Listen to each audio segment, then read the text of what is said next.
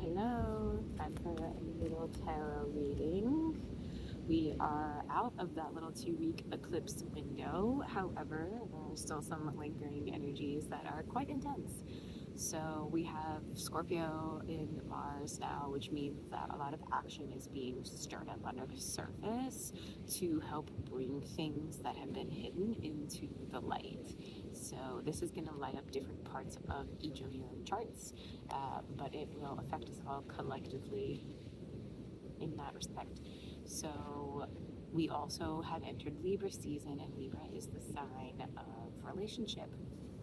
And Libra demands justice and balance. Now, achieving balance is a really fine-tuned thing at times, right? Because oftentimes balance isn't necessarily hovering right here. It's like teetering this way and teetering back. And so it's just allowing yourself to have a little bit of this and a little bit of that. And learning what to indulge in. Libra is ruled by Venus, so this is very indulgent energy in all of life's pleasures.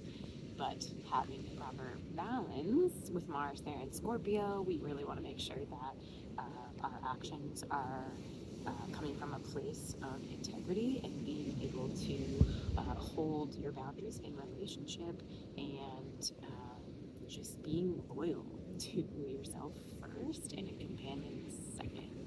Libra struggles with that. Libra likes to people please and put the other first, and that is okay if you are not over compromising for your own integrity. So let's pull a couple of cards and just see what is ready to come out around these types of things. Wow, I just flew out of the deck. The Emperor. This is an energy of learning how to walk strongly in your masculine traits. So everybody has masculine traits. Some of us have more of them than others. And this is a call to learn how to do this. With the ram here, this is Aries. Aries is the opposite of Libra. So Aries is about the self. This is learning how to embrace yourself first so that you can show up in this Emperor type of energy for yourself and then for others. So the Emperor is very grounded in himself and knows that he can handle the emotional waves that come about.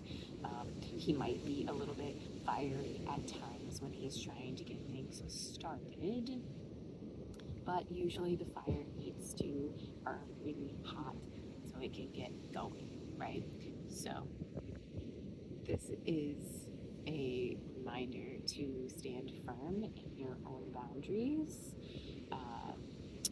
and just keep it clear what you will and won't accept within your relationships. Let's see what else is here to come out for us today.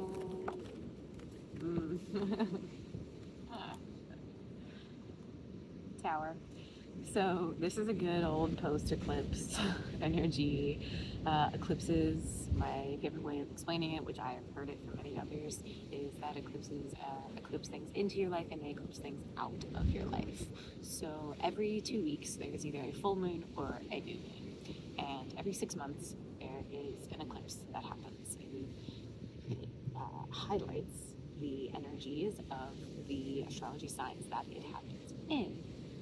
And right now, the eclipses are happening in Pisces and Virgo because that is where our north and south nodes are resting.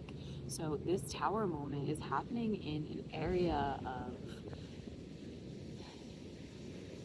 your beliefs. And it's the things that you believe that you have to do day to day to achieve your biggest dreams. And sometimes that is to freaking rest.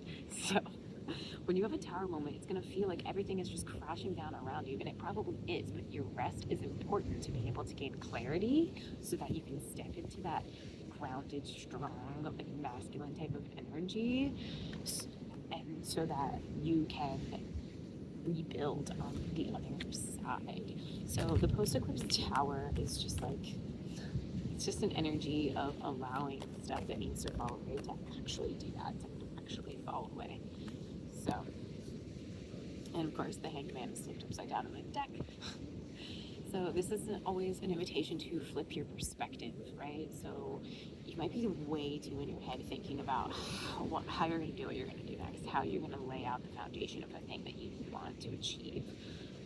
This is an invitation to rest and allow your perspective to shift enough that you have a better understanding of what action is correct for you to take. And because Mars is in Scorpio, this might just be like all underworld work for a little bit. This might be like in the shadows, like you're changing your perspective about the hidden things. Maybe you realize they don't need to stay hidden. Maybe you've been afraid to share them and now is the time to share them. Feel for you. Look in your chart and see where that is hitting your chart. But an invitation to change your perspective here. Pisces is really good at holding many different perspectives, and Virgo is kind of tied to wanting things to be perfect in a certain way. So as we collectively move towards a Piscean energy and away from a Virgo energy, that's going to become more and more important. We have two really happy cards that came out of the deck. So we have the Four of Wands and the Ten of Cups.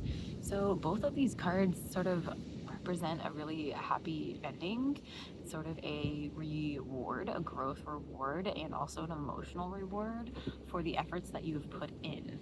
So once you have learned grounding into your more masculine energy, being able to take action from a place that uproots the hidden things that need to be seen, you can come into a space where you can really receive this like abundant joy. You can see there's like a wedding going on, a partnership, a divine union. There is a family here.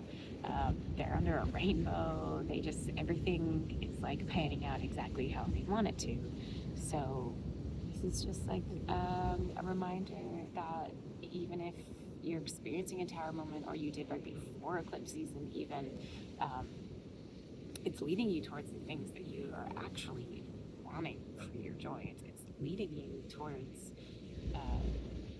the desires that you have been calling in for yourself. So lean into that a little bit and just like give yourself some compassion, because the post-eclipse season can be full of like sludge. It's like all this toxic sludge is ready to come out of the hidden and be seen, and as it comes to the surface, your body might start to feel like distorted in a way.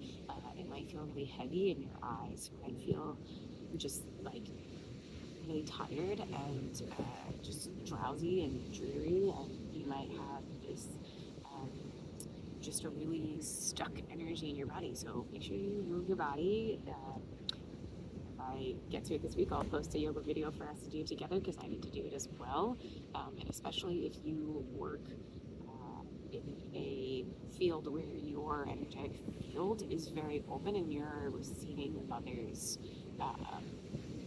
transmutations and optimizations of their energy, you need to especially be moving yourself and recalibrating your nervous system so that you can move through this scorpionic time. Yeah, I hope you have a good rest of your day, and I hope that you are surviving this post-eclipse drowsy hangover. And I know it feels like it's been going on for 1,000 years, and like you're going through hell, but I promise you it's going to be over soon. And yeah, just keep going. Love you. Bye.